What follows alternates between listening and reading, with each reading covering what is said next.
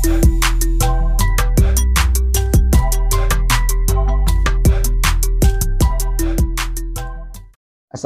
warahmatullahi wabarakatuh. Halo semua para pemirsa sekalian.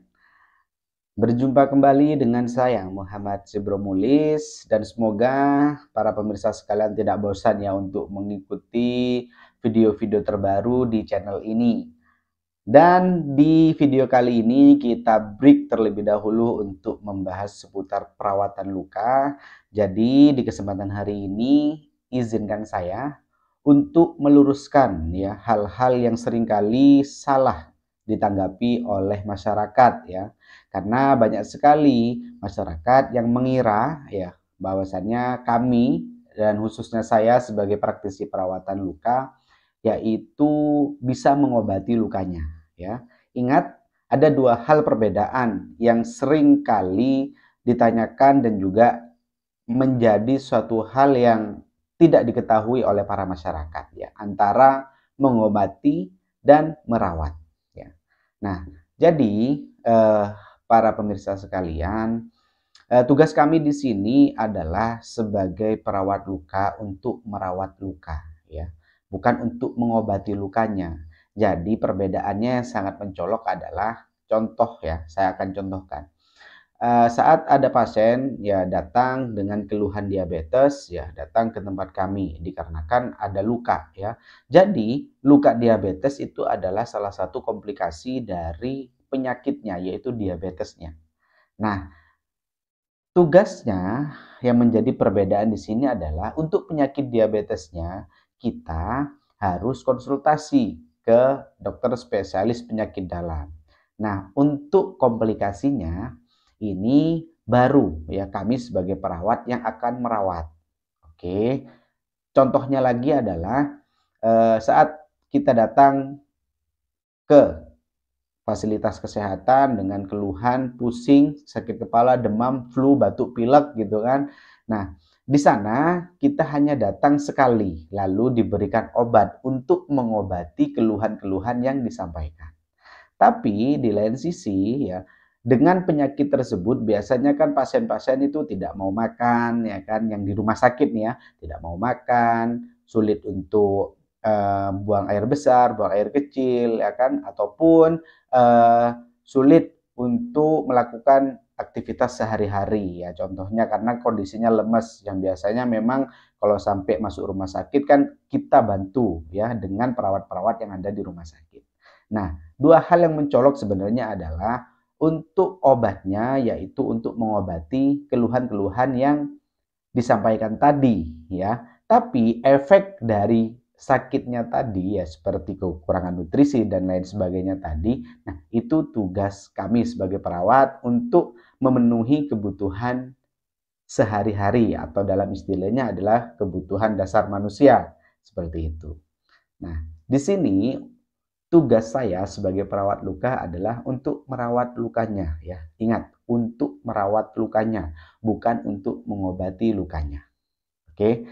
Saya bicara di sini seperti ini karena memang seringkali banyak pasien yang salah menanggapi bahwasannya ini lukanya kok nggak sembuh-sembuh ya kan. Ini lukanya kok lama sekali sembuh, kok lama sekali untuk menutup. Kenapa dan bagaimana? Ingat, seorang perawat itu bukan hanya sekedar merawat lukanya saja, tapi ada beberapa faktor yang harus kita juga perhatikan. Contohnya adalah faktor psikologis, faktor sosiologis, faktor biologis, dan juga faktor spiritual ya. Mungkin teman-teman perawat sudah familiar nih dengan 4 hal ini. Jadi keempat faktor ini yang memang juga harus diperhatikan ya. Nah, selain itu contoh kasus luka diabetes namanya. Ketika saya rawat, lama nih nggak sembuh-sembuh ya. Karena tugas kami sebagai perawat, paling lama itu 2 jam lah sampai 3 jam contohnya untuk merawat luka tersebut. Ya kalau besar, kalau lukanya besar kan bisa sampai segitu. Nah, setelah itu untuk daily activity ataupun kegiatan sehari-harinya dari kontrol makan, bagaimana minum obat ya kan, bagaimana pasien untuk sosiologisnya, dukungan keluarga, bagaimana psikologis pasien, apakah pasien ini menerima dengan penyakitnya, ya kan? Dan juga bagaimana spiritualitas pasien, apakah dia tetap beribadah dalam kondisi sakit. Itu memang kadang di luar kontrol kita ya sebagai perawat luka. Jadi untuk merawat luka itu bukan hanya sekedar merawat saja, tapi ada beberapa faktor-faktor lain yang juga harus disupport dan didukung. Ya. Contoh di kasus saya ini ya, ada pasien yang sudah lama nih tidak sembuh lukanya, ya, karena memang saya rawat sudah sekitar 6 bulan dan pasien ini dipasrahkan ke saya untuk dirawat lukanya oleh keluarganya. Hanya saja di tengah perjalanan selama 6 bulan ini sudah bagus lukanya, ya. Nah, di tengah perjalanan ternyata ada kendala, ya, di mana terjadi perburukan ataupun eh, progresnya mundur, ya. Yang awalnya kecil dia melebar kembali. Nah, memang harus ditanyakan kepada keluarga pasien, gimana makannya pasien, ya, bagaimana support sosialnya, bagaimana psikologis pasien, apakah patuh untuk meminum obat. Ternyata di kasus saya adalah semuanya tidak terpenuhi, ya. Nutrisi tidak terpenuhi, psikologisnya sudah terganggu sampai berpikir yang negatif, ya kan. Spiritual juga kadang-kadang menyalahkan Tuhan gitu kan. Kok gak sembuh-sembuh, kenapa? Apa dosa saya kan gitu. Nah, hal-hal seperti itu memang yang perlu kita komunikasikan dengan keluarga pasien. Agar apa? Agar nantinya eh, asuhan keperawatan yang kita berikan, ya, tindakan yang kita berikan, support system yang kita berikan sebagai perawat dapat tercapai. Tapi hal itu tidak mudah pastinya, ya. Jadi ingat, seorang perawat bukan malaikat, ya. Kami hanya perawat yang memberikan perawatan yang maksimal untuk kesembuhan dari pasien, ya. Jadi menjadi perawat itu tidak mudah sebenarnya gitu kan. Mungkin dari teman sejawat mesti merasakan, khususnya saya ya sebagai perawat luka di mana kami datang nggak langsung sembuh tuh lukanya ya kan, butuh waktu dan butuh proses ya. Dan itu dia yang mungkin ini agak sedikit curhat ya karena besok hari libur ya, hari Minggu. Jadi Sabtu malam Minggunya saya isi dengan konten yang seperti ini.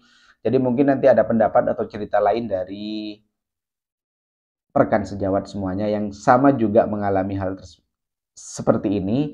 Jadi boleh nanti bisa disampaikan aja, kita saling tukar cerita.